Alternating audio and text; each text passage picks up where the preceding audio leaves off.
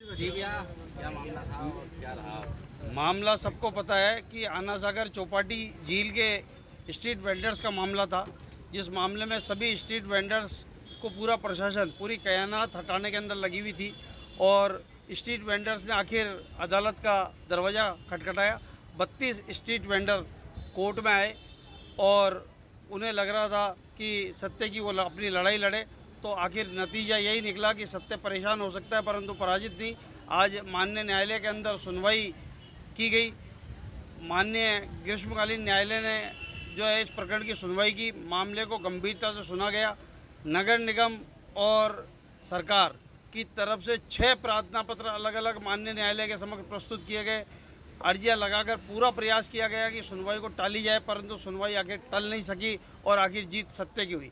जो street vendors जो आना सागर झील चौपाटी क्या लगा रखे थे, मैंने ये बार बार कहता हूँ कि चौपाटी का मतलब ही ये होता है जहाँ लोग सैर सपाटा कर सके, जहाँ व्यंजन हो और मनोरंजन हो और लोग घूम सके, वो होती है चौपाटी।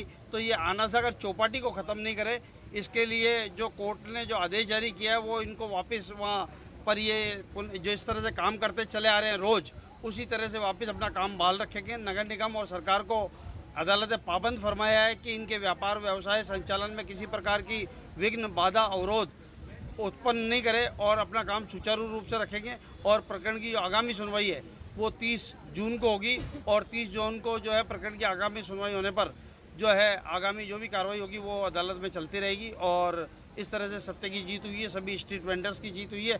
मैं प्रशासन से भी अनुरोध करूंगा कि ये और अजमेर के नेताओं जनप्रतिनिधियों से भी निवेदन करूंगा कि वे जो है स्ट्रीट वेंडर्स की आजीविका के मामले में बिल्कुल विनम्रता बरतें, उनके गरीबों के पेट पर दया करें और वो संभाव रखते हुए कि स्ट्रीट वेंडर्स जो है वो अजमेर के ही वासी हैं, उनके ही निवासी हैं, उनके छोटे छोटे बच्चे लालन पालन वो कर रहे हैं। मैंने अदालत के अंदर जो है ये लोग जो कई लोग इनमें से MA BEd ग्रेजुएट लोग हैं, पोस्ट ग्रेजुएट है, जो नगर निगम का किराया भरते हैं, फूड लाइसेंस का पैसा भरते हैं, कचरा संग्रहण का पैसा देते हैं और भारत सरकार ने स्ट्रीट वेंडर्स के लिए एक्ट बना रखा है। जब स्ट्रीट वेंडर्स को भारत के अंदर करीबन 50 लाख स्ट्रीट वेंडर्स हैं, उनके संरक्षण के लिए योजना बनाई गई है। उसमें तो यहाँ तक भी कहा है कि सरकार को चाहिए कि उनका बीमा कराए, उनके लिए जो है वेलफेयर की स्कीमें लाएँ, उन्हें बिल्कुल कैसे समृद्ध किया जा सके, उनका व्यापार ज़्यादा कैसे चले, उन्हें मजबूत करें। तो इन सब चीज़ों को लेकर अदालत में अपना पक्ष रखा गया और निश्चित रूप से आगामी सुनवाई जो है 30 जून को। भैया, किस तरीके की याचिका लगाई गई थी, अब क्या रहा? सर, याचिका ये लगाई गई थी रीजनल कॉलेज चौपाटी जितने भी स्ट्रीट वेंडर्स थे उनको जबरन वहाँ से हटाया गया। निगम ने अपनी इच्छा अनुसार कहीं भी हटाने के आदेश दे दिए, कोई हमारे को लिखित में आदेश नहीं था और उसके अलावा सबको धमका के वहाँ से हटाया गया। उस पर हमने उच्च न्यायालय का दरवाज़ा खटखटाया और उससे हमें न्याय मिला और अब हमको स्थायी रूप से उस जगह को मिल गई है, जिससे हम वहाँ पे अपना कार्य वापस सुचारू रूप से कर सकते हैं। आपका नाम? इंदर धंजानी।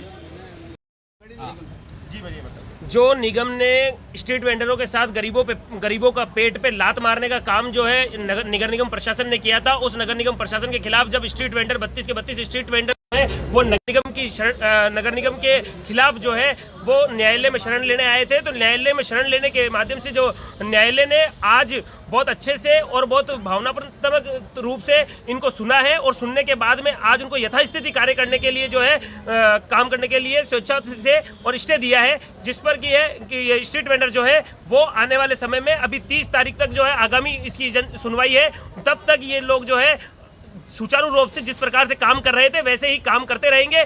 और जो है सत्य की जीत हुई है, सत्य परेशान हो सकता है लेकिन पराजित नहीं। इस वाक्य को पूरा करते हुए निगम के खिलाफ जो है स्टे दिया गया है और जो है सत्य की जीत हुई है।